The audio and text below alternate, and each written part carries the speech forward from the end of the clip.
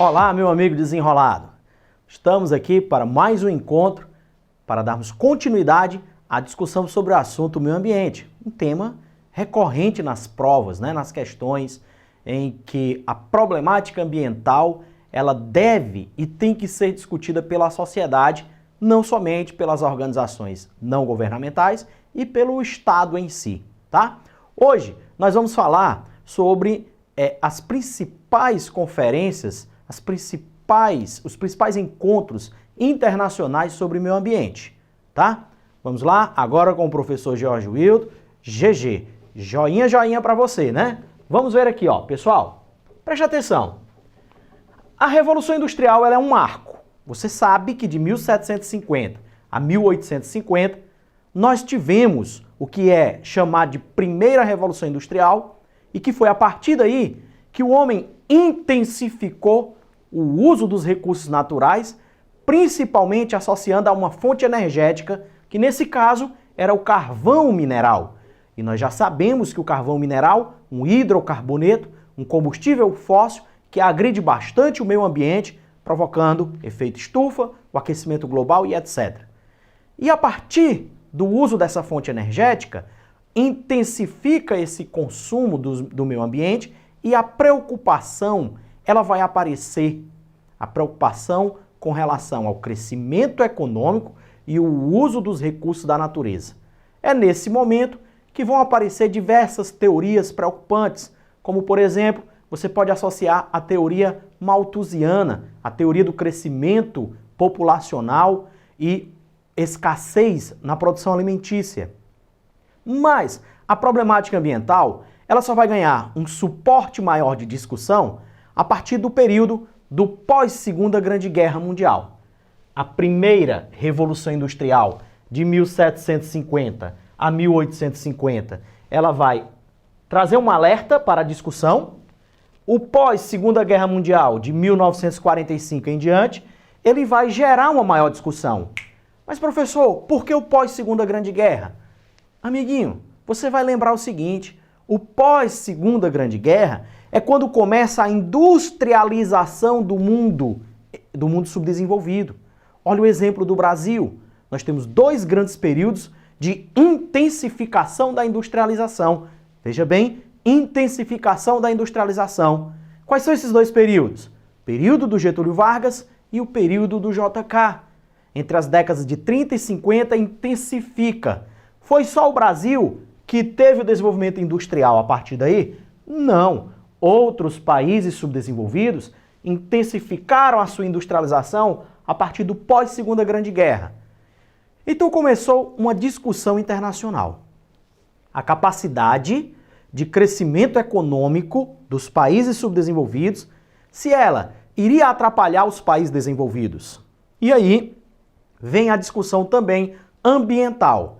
Veja que eu estou colocando aqui uma temática para que você comece a pensar. Ora, os países desenvolvidos já vinham intensificando a sua industrialização desde o período da Primeira Revolução Industrial. Da Inglaterra, você pode falar dentro da Europa, Alemanha, da França, da Itália, dos Estados Unidos, do Japão. Então, o que hoje nós chamamos o grupo dos países mais desenvolvidos do mundo em termos de industrialização.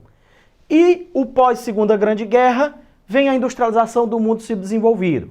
Cabe aqui uma pergunta. Qual é essa pergunta aí, ó? Pensa, vocês acham que com o ritmo de crescimento industrial do mundo subdesenvolvido, tá?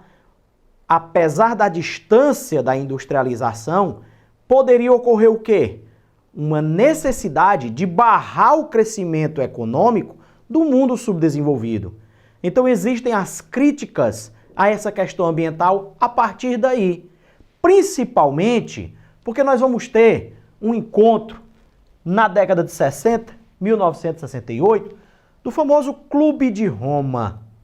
O que é esse Clube de Roma? Esse Clube de Roma, ele envolve cientistas, ele envolve pesquisadores, tá? Leva um grupo de pessoas influentes para poder analisar a questão do crescimento econômico e a problemática ambiental. Então, eles levantam em debate os seguintes pontos.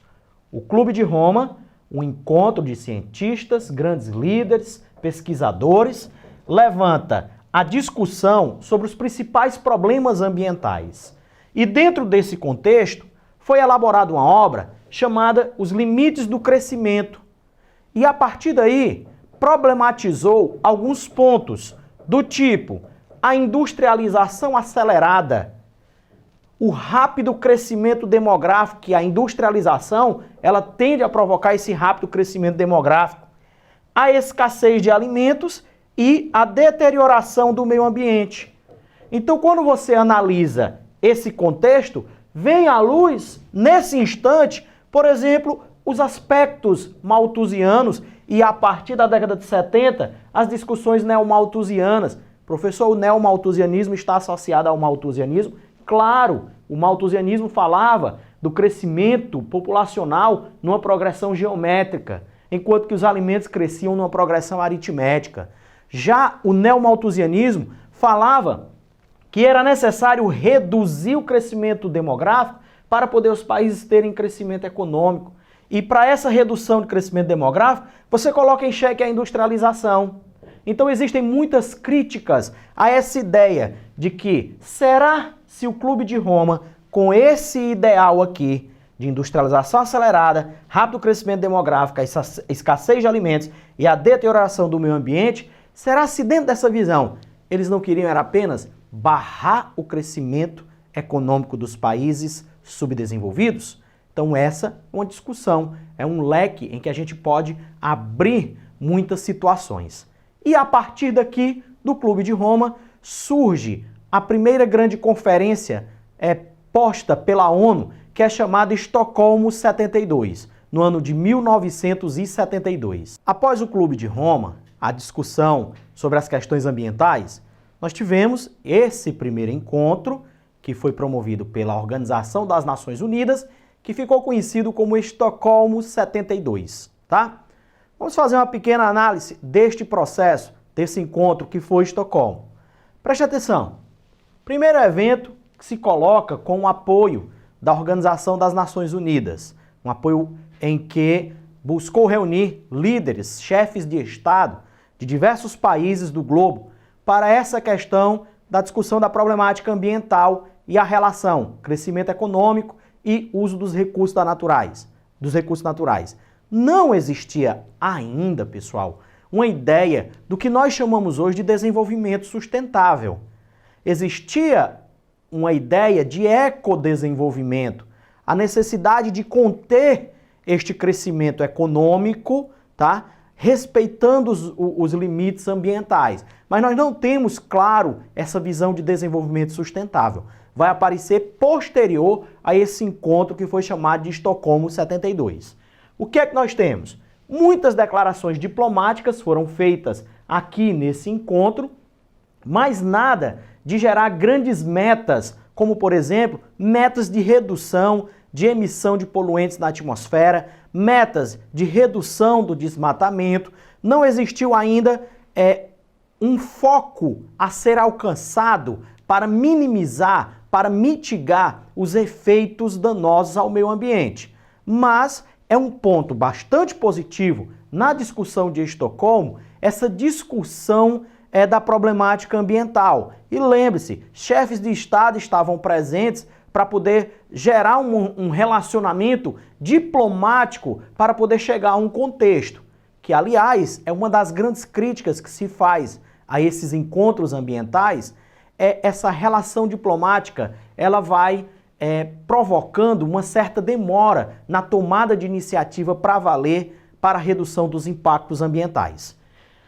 Sem grandes metas a serem alcançadas, presenças de chefes de Estado e uma crítica que se faz a este relatório, a este encontro de Estocolmo, em 1972, é que não levou em conta o progresso tecnológico, não abordou muito a ideia de que o progresso tecnológico ele poderia minimizar efeitos ao meio ambiente, como, por exemplo, a substituição do uso de combustíveis fósseis.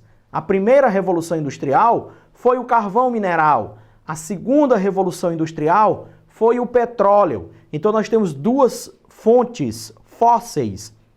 E aí nós sabemos que justamente a partir da década de 70, quando vai estourar a primeira e a segunda grande crise do petróleo em 1973 e em 1979, o mundo começa a colocar os olhos na substituição dessas fontes.